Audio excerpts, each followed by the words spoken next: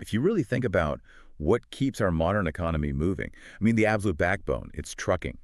And right Yeah. now, that whole industry is going through this massive, almost silent overhaul. It's like a quiet revolution, really, just driven by pure need. That's exactly the context here. Yeah. All the reports we've looked at, they really hammer home that 2025 is this pivotal moment. It's part crisis, part opportunity for logistics. It's because, yeah. Because the number of job openings is just immense. It's huge. And that's forcing the industry to get modern fast, like Yeah. how they recruit, how they train, even who they think of as a driver. Okay, so that's what we're going to tackle today in this deep dive. We want to break down these, huge market forces creating this labor gap, and then look at who's actually stepping up this changing face of the workforce. And finally, we'll get into the really surprising stuff, the high-tech training. You mentioned VR gamification, how that's making this career path actually viable for a new generation. All right, let's kick off with the economics. We're talking millions of jobs opening up over the next decade. That scale, it just seems overwhelming. Why so much demand right now? Well, we pinpointed about four main drivers in the sources. They're not all equal, though. The most immediate, the one causing the real headache right now, is the retirement wave. Ah, the demographics. Exactly. You've got Yeah. this huge chunk of experienced, older drivers hitting retirement age, and boom, that leaves this massive hole, a vacuum of skilled people. That's the fire they need to put out immediately. Okay, so retirements open the door wide, sort of suddenly. But what keeps that pressure on long term? What keeps needing more and more drivers? Right. So that's where the other factors come in. Number two, and this is probably the biggest structural change, is the relentless growth of e-commerce. Still, even now. Oh, yeah. It's not just a blip, it's how things are now.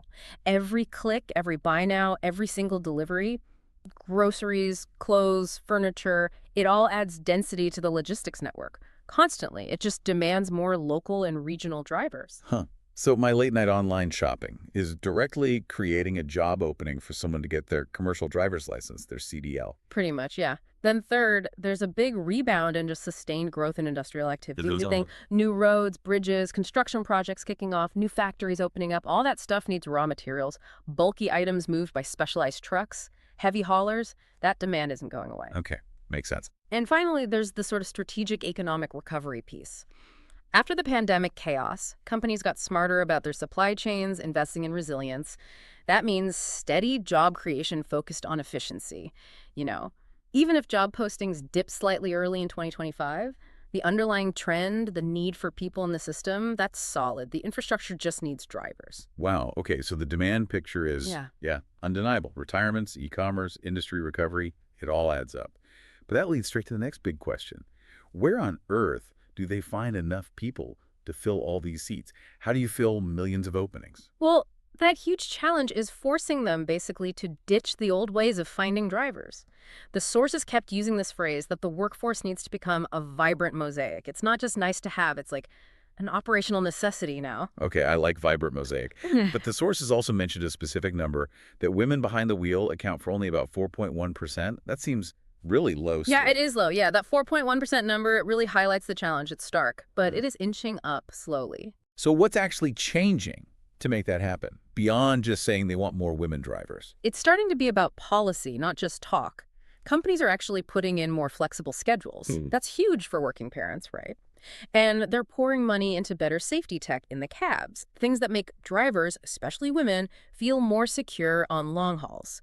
Plus, you're seeing more targeted recruitment efforts, internal mentoring programs, trying to make it feel less isolating, tackle those old retention problems. Right, so it's about making the job itself fit the driver's life, not just finding someone to fit the old mold of the job. Absolutely. And that push for diversity goes way beyond gender. They're actively recruiting other groups, too. They're really laying out the welcome mat for veterans. I mean, their experience with logistics, discipline, it's a natural fit. Makes sense. Then there are big pushes for immigrants, too.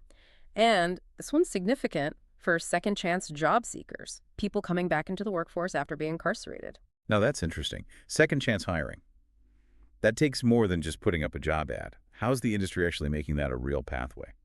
Well, the sources mention company programs like mentorship specifically for this group, but also critically, there's lobbying. pushing for regulatory changes to ease restrictions on CDL background checks, at least for certain nonviolent offenses.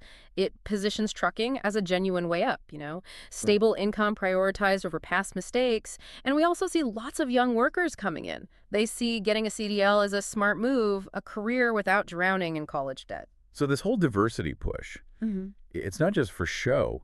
It sounds like the argument is it actually makes the industry work better, like practically solves problems. It really does. When you have people with different backgrounds, different perspectives out there on the road, facing delays or weird delivery issues, they bring different problem-solving skills to the table. Diversity isn't just an HR goal anymore. It's becoming like a key performance indicator for resilience in the supply chain.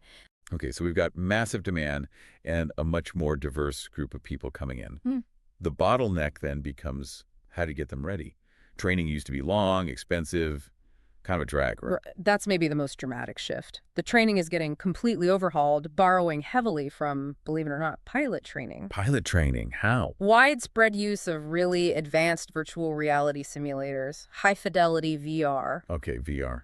I As imagine that's for safety, practicing tricky situations. It is, definitely. You can practice driving on black ice or dealing with sudden brake lights and thick fog, all completely risk-free. But it's more than just safety. The economic impact is what's really interesting. Oh, how so? Does it just save money? Yeah, big time. The reports show VR training cuts down fuel used during training, obviously, less wear and tear on the actual multi-million-dollar trucks, but crucially, it seems to improve how quickly people learn and retain the skills. That muscle memory builds faster, and they're amplifying that with gamified learning. Gamified, like video games. Exactly. Training modules set up like game levels, points, scores, challenges. It makes learning regulations or procedures less tedious, helps it stick faster. Think Mario Kart meets trucking school. Sort of. Huh. Okay, I can see that being more appealing.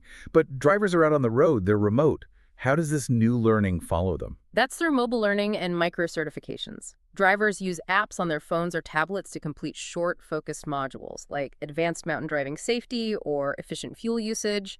They earn digital badges for each one, Safety Pro, Fuel Saver, whatever. These little microcerts build up into a verifiable record of their skills they can take anywhere. That makes a lot of sense for the driver. Yeah. But what about the trucks themselves? The sources call them rolling smartphones. What kind of tech does a driver actually need to handle now? Is it that different? Oh, completely different. Today's driver is managing data as much as steering.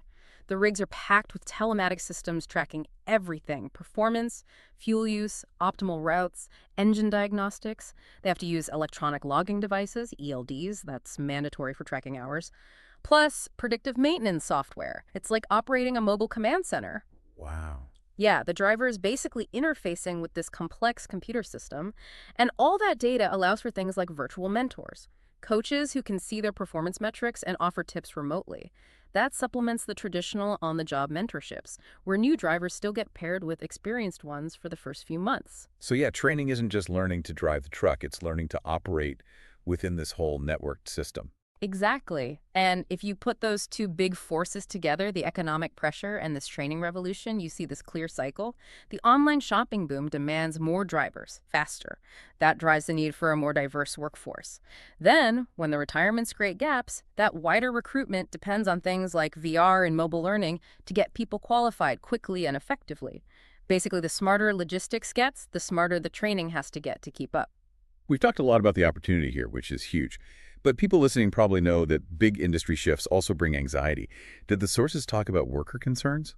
Like specifically the fear of automation. Is that hanging over this boom, making people wonder if these jobs are just temporary? That's a really critical point, and yes, the sources definitely addressed it. Look, automation is happening, technologies are being developed, but full self-driving, what they call level 5 autonomy, especially in complex city streets or chaotic weather, that's still a long way off for heavy trucking.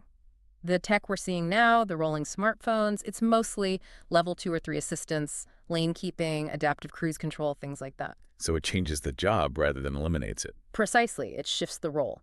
Less about minute-to-minute steering, more about managing the automated systems, monitoring traffic, handling complex pickups and drop-offs, dealing with exceptions. The driver becomes more like a skilled logistics technician who happens to be mobile. Okay, so the job quality might even improve for some, shifting towards cognitive skills over just physical endurance. That seems to be the direction, and that's why this is so relevant to you, listening right now. Trucking in 2025, it's really becoming this amazing case study in upward mobility.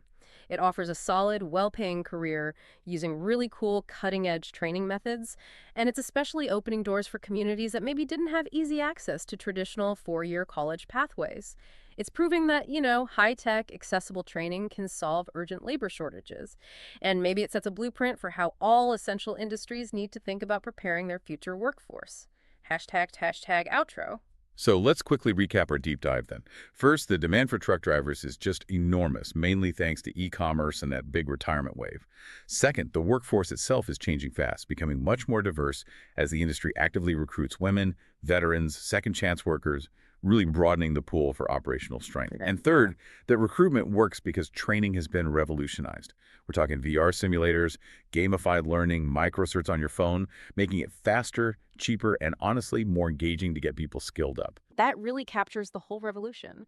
So maybe the next time you see a big rig on the highway, don't just see the truck.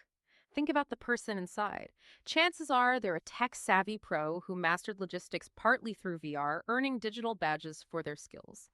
It's less about muscle, more about modern applied logistics now. The road really is calling. And maybe the question to think about is, what does this incredibly rapid tech-fueled transformation in such a fundamental industry, what does it signal about the future and the pace of change for all essential jobs?